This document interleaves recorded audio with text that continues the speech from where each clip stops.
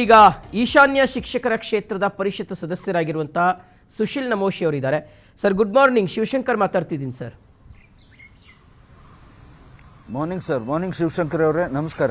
S ನಮಸ್ಕಾರ sir. Sir ಏನು ಹೇಳ್ತೀರಿ, ಬಿಜೆಪಿ ಇವತ್ತು ಈ ಒಂದು ಆರೋಪ ಮಾಡ್ತಾ ಇದೆ. ಆರೋಪ ಅನ್ನೋದಕ್ಕಿಂತ ಅಂಕಿಅಂಶಗಳಿಗೆ ಅದು ಎಷ್ಟು ಹತ್ತಿರ ಇದೆ ಅಂತ ಅನ್ನಿಸ್ತಾ ಇದೆ ಸರ್. ನಿಜಕ್ಕೂ ಆ ರೀತಿಯಾದಂಥ ಪರಿಸ್ಥಿತಿ ಇದೆಯಾ ಯೂನಿವರ್ಸಿಟಿಗಳಲ್ಲಿ? ಸರ್, ಯೂನಿವರ್ಸಿಟಿ ಪರಿಸ್ಥಿತಿ ಬಹಳ ಗಂಭೀರವಾಗಿದೆ, ಅಧೋಗತಿಗೆ ಹೋಗಿದೆ. ಯಾವ ಪ್ರಮಾಣದಲ್ಲಿ ಅಂದರೆ ಗುಲ್ಬರ್ಗ ಯೂನಿವರ್ಸಿಟಿದೆ ಒಂದು ಉದಾಹರಣೆ ಹೇಳ್ತೀನಿ. ಸುಮಾರು 23-24 ವರ್ಷ ಆಯಿತು, ಒಂದು ಹುದ್ದೆನೂ ತುಂಬಿಲ್ಲ. 171 ಅಂತ ಅಂಕಿಅಂಶ ತಾವು ತೋರಿಸಿದ್ರಿ. ನನ್ಗನ್ಸುತ್ತೆ ಇನ್ನೂ ಜಾಸ್ತಿ ಹುದ್ದೆಗಳು ಖಾಲಿ ಇದಾವೆ. ಇವತ್ತು ಸರ್ಕಾರ 1,000 ಹುದ್ದೆಗಳನ್ನು ತುಂಬ್ತೀವಂತ ಹೇಳಿ ಸುಧಾಕರ್ ಅವರು ಸದನದಲ್ಲಿ ಕೂಡ ಉತ್ತರ ಕೊಟ್ಟರು. ಅದ್ರ ಬಗ್ಗೆ ಯಾವ ಪ್ರಕ್ರಿಯೆನೂ ಪ್ರಾರಂಭ ಆಗಿಲ್ಲ. ನಾನು ಬರೀ ಗುಲ್ಬರ್ಗ ಯೂನಿವರ್ಸಿಟಿ ಅಷ್ಟೇ ಅಲ್ಲ, ಇವತ್ತು ರಾಯಚೂರಲ್ಲಿ ಯೂನಿವರ್ಸಿಟಿ ಇದೆ, ಕೊಪ್ಪಳಲ್ಲಿದೆ, ಈ ಎಲ್ಲ ಭಾಗದಲ್ಲಿ ಯೂನಿವರ್ಸಿಟೀಸ್ ಇದಾವೆ. ಕಲ್ಯಾಣ ಕರ್ನಾಟಕ ಭಾಗದಲ್ಲಿ 371J ಬಂದಾದ್ಮೇಲೆ 80% ಹುದ್ದೆಗಳನ್ನ ಖಾಲಿ ಇದ್ದಿದ್ದು ತುಂಬಿಕೊಳ್ಳ್ರಿ ಅಂತ ನೀವು ಹೇಳ್ತಾ ಇದ್ರಿ. ಬರೀ ತೇರಿ ಹೇಳ್ತಾ ಇದ್ದೀರಿ ನೀವು ಎಷ್ಟು ದಿವಸದಿಂದ. ಯಾವಾಗ ತುಂಬಿಕೊಳ್ಳೋರು? And Y 80%? 100% ಯಾಕೆ ನೀವು ತುಂಬಾರ್ದು?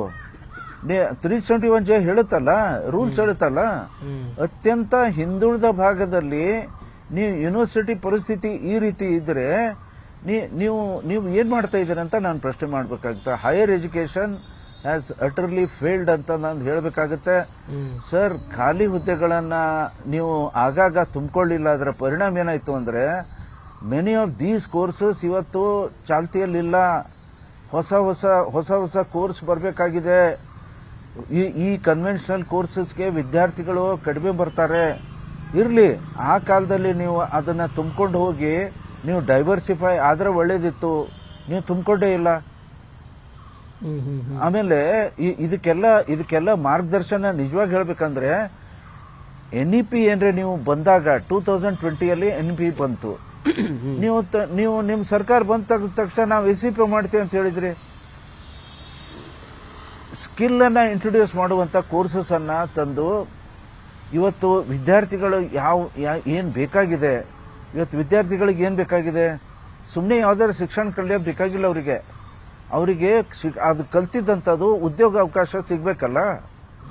ಆ ಡೈವರ್ಸಿಫೈ ಮಾಡುವಂತ ಕೆಲಸ ಇವತ್ತು ಯೂನಿವರ್ಸಿಟೀಸ್ಗಳಲ್ಲಿ ಆಗ್ಲಿಲ್ಲ. ಇವತ್ತು ಹುದ್ದೆನೇ ಇಲ್ಲ, ಖಾಲಿ ಇದಾವಂತಂದ್ರೆ ರಿಸರ್ಚ್ ಯಾರು ಮಾಡಬೇಕು? There is no research activity at all. Guest lecturers ಪಾಠ ಮಾಡ್ತಾ ಇದ್ದಾರೆ. I appreciate their contribution. But at the same time ಅವ್ರಿಗೆ ವೇಟೇಜ್ ಕೊಟ್ಟು ಆಗಾಗ ನೀವು ತುಂಬಿಕೊಂಡಿದ್ದಿದ್ರೆ, ಒಂದು ರಿಸರ್ಚ್ ಆಕ್ಟಿವಿಟಿ ಶುರು ಮಾಡಿದ್ದರೆ ಇವರಿಗೆ ರೆಗ್ಯುಲರೈಸ್ ಮಾಡುವಂತ ಒಂದು ಅವಕಾಶ ಕೂಡ ಇತ್ತು. ವೇಟೇಜ್ ಅನ್ನ ಕೊಟ್ಟು ಅದನ್ನ ಸರ್ಕಾರ ಮಾಡಲಿಲ್ಲ. ಈಗ ನೀವು ಯಾವಾಗ ತುಂಬೋರು? ಮತ್ತೆ ಸುಮ್ಮನೆ ಹೇಳಲಿಕ್ಕೆ ನೀವು 1,000 ಹುದ್ದೆಗಳನ್ನ ತುಂಬಿಕೊಳ್ತೀವಿ ಅಂತ ಹೇಳ್ತಿದ್ರಿ. ಏನಾಗಿತ್ತು? ಏನಡಾಗಿತ್ತು? ಕಲ್ಯಾಣ ಕರ್ನಾಟಕ ಭಾಗದಲ್ಲಿ ನಾವು ಯಾವುದೂ ಖಾಲಿ ಇಡೋದಿಲ್ಲ ಅಂತ ನೀವು ಹೇಳ್ತೀರಿ. 39,000 ಪೋಸ್ಟ್ ಆರ್ ವೇಕೆಂಟ್. ಅದರೊಳಗೆ 80% ಅಂದರೆ 32,000 ಹುದ್ದೆಗಳನ್ನು ತುಂಬ್ಕೋಬೇಕು. ಸರಿ, ಯಾವಾಗ ಮಾಡೋರು ನೀವು? ಯಾಕೆ ಅದು ಅನ್ಯಾಯ ಮಾಡ್ತಾ ಇದ್ದೀರಿ? Except few post in agriculture university and some university ಬಿಟ್ಟರೆ VTU ಅಂತ ವಿಶ್ವವಿದ್ಯಾಲಯದಲ್ಲಿ ಕೂಡ ನೀವು ಖಾಲಿ ಹುದ್ದೆಗಳನ್ನು ತುಂಬಿಕೊಳ್ತಾ ಇಲ್ಲ. This is the unfortunate part of this government. ಯಾಕೆ ನೀವು ಖಾಲಿ ಇಡ್ತಾ ಇದ್ದೀರಿ? ಇನ್ನೂ ಎಷ್ಟು ದಿವಸ? ಈಗ ಇದೆಲ್ಲ ಆಗಿ ಎಸ್ ಸರ್, ಹೇಳಿ ಸರ್, ಮುಂದುವರಿಸಿ ಸರ್. ಅಲ್ಲಲ್ಲ, ಇದೆಲ್ಲ ನಡೀತಾ ಇರೋದ್ರಿಂದ ಏನಾಗಿದೆ, ವಿದ್ಯಾರ್ಥಿಗಳು ಈ ವಿಶ್ವವಿದ್ಯಾಲಯದಲ್ಲಿ ನಮ್ಮ ಭವಿಷ್ಯ ಇಲ್ಲ ಅಂತ ಹೇಳಿ they are looking into private universities. ಅವರು ಸ್ಕಿಲ್ ಅಳವಡಿಸಿದಂತ ಅನೇಕ courses, AI related, artificial intelligence related courses ಆಗ್ಲಿ, ಇಂಥವೆಲ್ಲ ತರ್ತಾ ಇದ್ದಾರೆ. ಹೊರತಾಗಿ ನಾವಿನ್ನೂ ಹಳೆ ಇದರಲ್ಲಿ ಇದ್ರೆ ಯಾವಾಗ ಇದು ಬದಲಾವಣೆ ತರೋದು? ಸರ್, ತಕ್ಷಣ ಹುದ್ದೆಗಳನ್ನು ತುಂಬ್ರಿ, ವಿದ್ಯಾರ್ಥಿಗಳಿಗೆ ಅಟ್ರಾಕ್ಟ್ ಮಾಡಬೇಕು. ಒಂದು ಕಾಲದಲ್ಲಿ ಗುಲ್ಬರ್ಗ ಯೂನಿವರ್ಸಿಟಿದಲ್ಲಿ there are more than 1 lakh students. ಇವತ್ತು 30,000 ಬಂದಿದೆ. ಅಲ್ಲ, ಅವ್ರ ಭವಿಷ್ಯ ಏನು? Are they competitive enough? ಇವತ್ತು ರಿಸರ್ಚ್ ಆಕ್ಟಿವಿಟಿ ನಡೀತಾ ಇದೆನಾ? What is going on? Sir, ನಾನು ನಾನು ವಿನಂತಿ ಮಾಡ್ತೀನಿ ಸರ್ಕಾರಕ್ಕೆ, ದಯಮಾಡಿ ಶಿಕ್ಷಣದಲ್ಲಿ ರಾಜಕೀಯ ಬೇಡ, ಶಿಕ್ಷಣದಲ್ಲಿ ಜಾತಿಯನ್ನ ತಂದು ನಾವು ಅವಾಯ್ಡ್ ಮಾಡುವಂಥದ್ದೇ ಬಹಳ ಉತ್ತಮ. ಅಲ್ಲಿ ಪಾಲಿಟಿಕ್ಸು ಬೇಡ. ಮತ್ತು ಈ ರೀತಿಯ ಈಗ ನೋಡಿ, ಸೆಂಟ್ರಲ್ ಯೂನಿವರ್ಸಿಟೀಸ್ ಟೈಮ್ ಪ್ರಕಾರ ಅವ್ರು ಎಕ್ಸಾಮ್ಸ್ ಮಾಡ್ತಾರೆ. ನಮ್ಮ ವಿದ್ಯಾರ್ಥಿಗಳಲ್ಲಿ ಒಂದು ಸಿಸ್ಟಮ್ ಕಡಿಮೆ ಆಗಿರೋದ್ರಿಂದ, ಡಿಲೇಡ್ ರಿಸಲ್ಟ್ಸ್ ಕೊಡ್ತಾ ಇರೋದ್ರಿಂದ they have to wait for 1 year. ಅಂದ್ರೆ ನಾವು ಏನ್ ಸಾಧನೆ ಮಾಡ್ತಾ ಇದ್ದೀವಿ? ಧಾರವಾಡ ಯೂನಿವರ್ಸಿಟಿಯಲ್ಲಿ ಇವತ್ತು ಅನೇಕ ವರ್ಷದಿಂದ ಪೆನ್ಷನ್ ಕೊಡ್ಲಿಕ್ಕೆ ದುಡ್ಡಿಲ್ಲ. 30-35 ಸಾವಿರ, ಇದು 30-35 ವರ್ಷ ಆ ವಿಶ್ವವಿದ್ಯಾಲಯದಲ್ಲಿ ಪಾಪ ಒಬ್ಬ ಟೀಚರ್ ಅಲ್ಲಿ ಕಲ್ಸೋದು ಬೋಧನೆ ಮಾಡಿದ್ದಾನೆ, ಅವನಿಗೆ ಪೆನ್ಷನ್ ಸಿಗ್ತಾ ಇಲ್ಲ. ಸರ್ಕಾರ ಏನು ಮೊತ್ತ ಬೇಕು, ಹಣ ಬೇಕು ಪೆನ್ಷನ್ ಕೊಡ್ಲಿಕ್ಕೆ, ಅದು ಹಣನೇ ಇಲ್ಲ. ಎಲ್ಲಿ ಹೋಯ್ತು? ಅದು ಇವತ್ತಿನ ಸಮಸ್ಯೆ ಅಲ್ಲ, ಅನೇಕ ವರ್ಷದಿಂದ ಬಂದಿದೆ. ಸರ್ಕಾರ ಯಾಕೆ ನೀವು ಕರೆಕ್ಷನ್ ಮಾಡಲಿಲ್ಲ? ಒಟ್ಟೆ ದುಡ್ಡು ಕೊಡೋದಿಲ್ಲ, ನೀವು ಬರೀ ಅಫಿಲಿಯೇಷನ್ ದುಡ್ಡಿನಿಂದ ನೀವು ಯೂನಿವರ್ಸಿಟಿ ನಡೆಸ್ತೀರಿ ಅಂತಂದ್ರೆ higher education cannot run in that way. Please ದಯವಿಟ್ಟು ಇದನ್ನ ಆದಷ್ಟು ಲಘುನೆ ಎಚ್ಚೆತ್ತುಕೊಂಡು ರಿಸರ್ಚ್ ಆಕ್ಟಿವಿಟಿ ನಡೆಯೋ ರೀತಿಯಲ್ಲಿ ಹೊಸ ಹುದ್ದೆಗಳನ್ನು ತುಂಬಿ ಕಾರ್ಯಪ್ರವೃತ್ತರಾಗ್ರಿ. ವಿದ್ಯಾರ್ಥಿಗಳಿಗೆ ಭವಿಷ್ಯ ಮೂಡಿಸಲಿಕ್ಕೆ what is there to attract them in these universities is the question before us.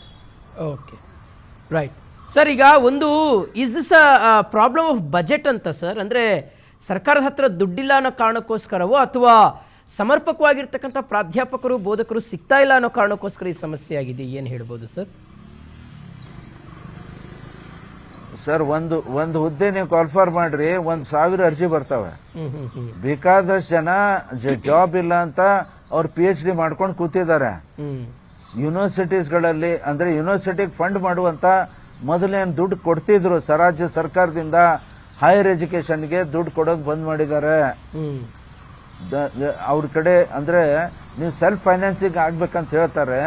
But self financing ಆಗ್ಬೇಕಾದ್ರೆ government from time to time ಆ ಕನ್ವೆನ್ಷನಲ್ ಕೋರ್ಸಸ್ ಅಲ್ಲಿ ಒಂದು ಸ್ವಲ್ಪ ಆ್ಯಡ್ ಮಾಡಿ ಹೊಸ ಕೋರ್ಸಸ್ ಅನ್ನ ತುಂಬುವಂತ ಕೆಲಸ ಮಾಡಲಿಲ್ಲ. ಈ ಕಾರಣದಿಂದ ಈ ಕನ್ವೆನ್ಷನಲ್ ಯೂನಿವರ್ಸಿಟೀಸ್ಗೆ ನಡೆಯುವಂಥದ್ದು ಬಹಳ ಕಷ್ಟ ಇದೆ. ಅದಕ್ಕೆ ಎಷ್ಟು ಲಘು ನೀವು ಹುದ್ದೆಗಳನ್ನು ತುಂಬ್ತೀರಿ ಅಷ್ಟು ಲಘು at least you'll be giving a chance to revive. ಇಲ್ಲಾಂದ್ರೆ these universities will be defunct. Okay, today ಈ ನಮ್ಮ ಗುಲ್ಬರ್ಗದ ಒಂದು ಇದು ಹೇಳಬೇಕಾದ್ರೆ ಸೆಂಟ್ರಲ್ ಯೂನಿವರ್ಸಿಟೀಸ್ ಕಡೆ ಕ್ಯೂ ಇದೆ. ಅದು ಹೊಸದಾಗಿ ಪ್ರಾರಂಭ ಆದಂತ ಯೂನಿವರ್ಸಿಟಿ. ಈ ಕನ್ವೆನ್ಷನಲ್ ಯೂನಿವರ್ಸಿಟಿಯಲ್ಲಿ ಯಾರು ಹೋಗ್ತಾ ಇಲ್ಲ. ಯಾಕೆ? ರೆಗ್ಯುಲರ್ ಆಗಿ ಅಪಾಯಿಂಟ್ಮೆಂಟ್ ನಡೀತಾ ಇದಾವೆ ಅಲ್ಲಿ. ನೀವು ಇಲ್ಲಿ ರೆಗ್ಯುಲರ್ ಆಗಿ ಅಪಾಯಿಂಟ್ಮೆಂಟ್ ಮಾಡೋದಿಲ್ಲ. ಡೈವರ್ಷನ್ ಬೇಕಾದಷ್ಟು ಮಾಡ್ಕೊಂಡಿದ್ದಾರೆ. ಹೊಸ ಕಾಂಬಿನೇಷನ್ಸ್ ಇಂಟ್ರೊಡ್ಯೂಸ್ ಮಾಡಿದ್ದಾರೆ. ಈ ತರದ ಬದಲಾವಣೆಯನ್ನು ತರಬೇಕಾದ ಟೈಮಲ್ಲಿ ನಾವು ಸುಮ್ಮನೆ ಕೂತಿದ್ದೇವೆ ಅಂತಂದ್ರೆ ಯೂನಿವರ್ಸಿಟಿ ನಡೆಯೋದಿಲ್ಲ sir. Much of the research activity should happen. ಆ ರಿಸರ್ಚ್ ಆಕ್ಟಿವಿಟಿ ಮಾಡಿದಂತ ವಿಷಯದಲ್ಲಿ ಹೊಸದಾಗಿ ನೀವು ವಿದ್ಯಾರ್ಥಿಗಳಿಗೆ ಅಟ್ರಾಕ್ಟ್ ಮಾಡಿದ್ರೆ ಅವ್ರ ಭವಿಷ್ಯ ಕೂಡ ರೂಪಿಸ್ದಂಗಾಗುತ್ತೆ. ದಯವಿಟ್ಟು ಅಟ್ಲೀಸ್ಟ್ ಕಲ್ಯಾಣ ಕರ್ನಾಟಕ ಭಾಗದಲ್ಲೇ ಆ ರೊಕ್ಕದ ಬಗ್ಗೆ ಅಥವಾ ಫಂಡ್ ಎಲ್ಲಿಂದ ತರೋಣ ಅಂತ ಲೆಕ್ಕ ಹಾಕಬೇಡಿ. 371J ಇಂಪ್ಲಿಮೆಂಟ್ ಮಾಡಿ ಖಾಲಿ ಹುದ್ದೆಗಳನ್ನು ತುಂಬಿಕೊಳ್ಳಿ. Okay sir, thank you sir. Sushil sir, thank you. PNS Vistara news ಜೊತೆಗೆ ಮಾತನಾಡಿದ್ದಕ್ಕೆ.